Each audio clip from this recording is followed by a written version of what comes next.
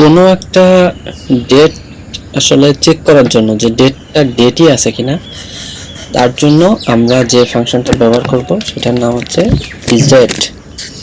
তো isDate function আসলে কি করে, কোনো একটা ডেট ফরম্যাটে আছে কিনা সেটা চেক করে। ঠিক আছে, তো আমরা ডেট আসলে কিভাবে লিখতে পারি, আমরা লিখতে পারি জুন 19 2023 এভাবে লিখতে পারি। আবার লিখতে পারি এভাবে যে 2023 তারপরে 06 তারপরে দিতে পারি 19। আবার অনেকের মনে হতে পারে যে এটা শুধুমাত্র জুন মাস, সেটা লিখবো। আবার অনেকের মনে হতে পারে যে না, আমি লিখবো 19 জুন। এখন এই কোনটা যে আসলে ডেট এটা চেক করার জন্য আমরা যে ফাংশনটা ব্যবহার করব সেটার নাম হচ্ছে isDate ফাংশন। isDate ফাংশন দেওয়ার পরে আমরা দেখতেছি যে এই দুটো ফলস। ঠিক আছে, তো এইবার এইটা হচ্ছে ফলস।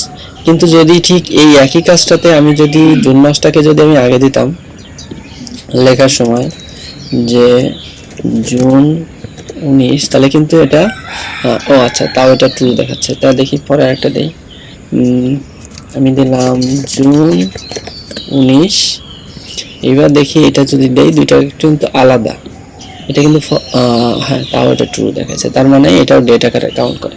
এখন আমরা আসলে এই ডেট দিয়ে আমরা আসলে কি করব? ঠিক আছে, কোনো একটা ডেট যদি হয় তো এই ডেট ফাংশন দিয়ে আমরা আসলে কি করতে পারি, ডেট ফাংশন দিয়ে আমরা একটা কাজ করতে পারি। সেটা হচ্ছে আমরা এখানে একটা ফাংশন লিখলাম এমন যে ইফ ফাংশন শুরু isDate কোনটা, এটা যদি ডেট হয় তাহলে লেখো ভ্যালিড ডেট। ট্রু ফলস না লিখে তুমি লেখো ভ্যালিড ডেট। আচ্ছা, আর যদি না হয় তাহলে লেখো ইনভ্যালিড ডেট, ভ্যালিড ডেট। আমার শেষ। তাহলে আমি দেখতেছি যে ও আমার মতো করে দেখাই দিছে যে আগে যেখানে দেখাচ্ছিল ট্রু ফলস, এখন কিন্তু সেখানে দেখাচ্ছে valid date, invalid date, valid date. তো আমাদের ট্রু ফলসের থেকে এটা বেশি দেখতে বেশি মানে কি বলে বেশি ইউজার ফ্রেন্ডলি। তো এই যে সাধারণত isDate দিয়ে মনে হবে যে না শুধুমাত্র ট্রু ফলস বেরোচ্ছে, কিন্তু যখনই আমি একটা ইফ স্টেটমেন্ট দিয়ে করলাম সাথে সাথে আমি দেখতেছি যে না, তখন আবার নতুন করে কিন্তু একটা কোনো একটা কিছু দেখানোর আমার সুযোগ হয়েছে। আমি কিন্তু এখানে এও লিখতে পারতাম যে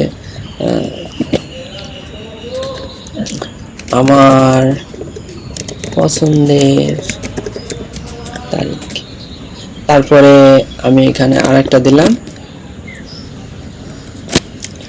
আমার পছন্দের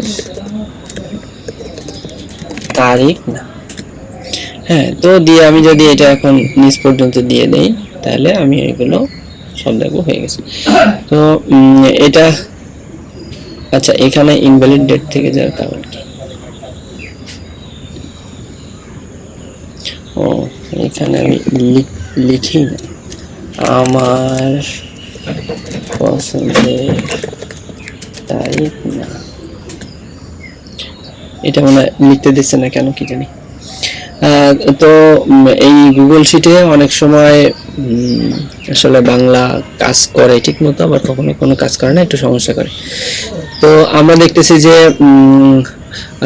মোটামুটি আমাদের যে ভ্যালিড আর ইনভ্যালিড ডেট দিয়ে আসলে কি করে সেটা হচ্ছে আমরা একটা জিনিস আমরা বের করতে পারবো যে এইটা আমরা যদি ডেট হয় তাহলে আমি বললাম যে হ্যাঁ ডেটটা আমার খুব পছন্দের ডেট, আর যদি ডেট না হয় তখন আমি বললাম যে তুমি ডেট দিতে ভুল করছো। এরকম একটা তৈরি করলাম। আপনার যদি মনে হয় তাহলে আপনিও তখন ভ্যালিড ইনভ্যালিড দিয়ে আপনি আপনার নিজের মতো করে যে ইনভ্যালিড যদি কেউ ডেট দেয় সাথে সাথে বলে দিলেন যে এখানে ভ্যালিড ডেট দেওয়া হয়নি, ভ্যালিড ডেটটা দাও, তাহলে আমি তোমাকে নতুন করে ডাটা আউটপুট দিতে পারবো।